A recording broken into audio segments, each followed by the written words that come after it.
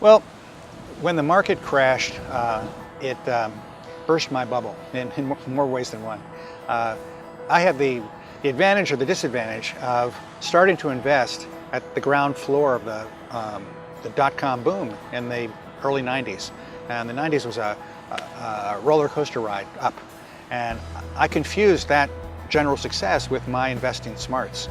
And I could invest in this and it went up, and I invested in that and it went up. So I was on all these hot dot-com companies, that most of which are not even with us anymore. And I seemed to be making a lot of money. Up and up. And one day, I recall my portfolio went up by $88,000 one day. So I thought, man, I'm set for life. When the crash happened, I couldn't believe that I'd been so wrong. And so as these stocks went down, I bought more of them. If it was a great stock yesterday, it's an even better buy today, but it would drop it in by half. And I ended up taking a significant seven-figure portfolio and seeing it shrink down about 80%, and left me sort of in the rubble as an investor. I didn't know what to believe.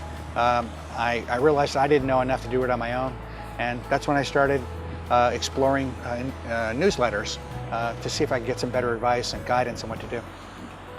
Yeah, the 2008 collapse did create a sense of deja vu all over again. So I lost 40% in 2008, 2009. And so it left me really scratching my head as to how to defend myself as I got older, how to have a consistent income stream that I couldn't outlive.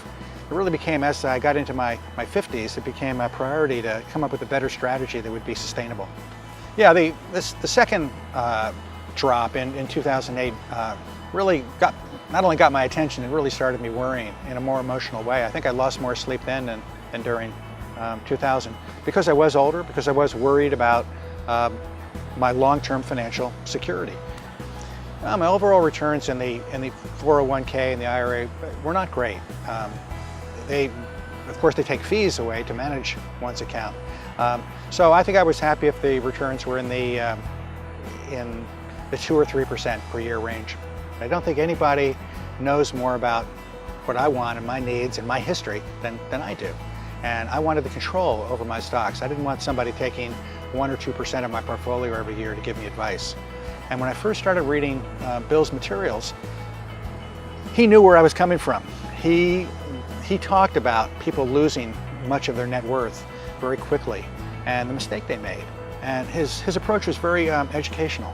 It was saying, this is the way the world works, this is the way the stock market works, and the whole exposure to the dividend reinvesting philosophy was new to me. In my mind, dividend stocks were for other people. They were for those who didn't think their companies had a chance of growing quickly anymore. They were boring. They paid out a dividend. The companies had nothing better to do with their money than pay a dividend out rather than reinvesting in their growth. So I thought, that's not for me. But Bill opened my eyes to that, and his track record was excellent. I joined pretty soon after the newsletter started publishing, so there wasn't a long track record of the newsletter's choices, but his personal background and the stocks, if you track them back over time, had done very well. And when you start to analyze the math of compounding the reinvestments, it's remarkable. You can start with a fairly small stake in a company, and over time, your effective yield is in the double digits.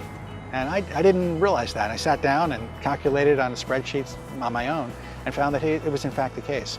And this might be the holy grail for me. The approach that would really work, regardless of the economy, would work over the next 2 or 3 or 4 decades. It was great. Working with Bill's limited list and weightings, I was starting to develop larger and larger positions in a smaller and smaller number of stocks. And I would have been uncomfortable with that before Bill. But the kinds of stocks that he was choosing were robust. If the whole market dropped, they would drop some, but not as much as the whole market. And the reinvesting the dividends bought me more shares every quarter because of the lower price. So that juiced my returns again. Right now, I don't subscribe to any other newsletters, and I don't read Fortune or Forbes or The Motley Fool or Yahoo Finance. My name is Dan Obrien, and I'm a Dividend Machine subscriber.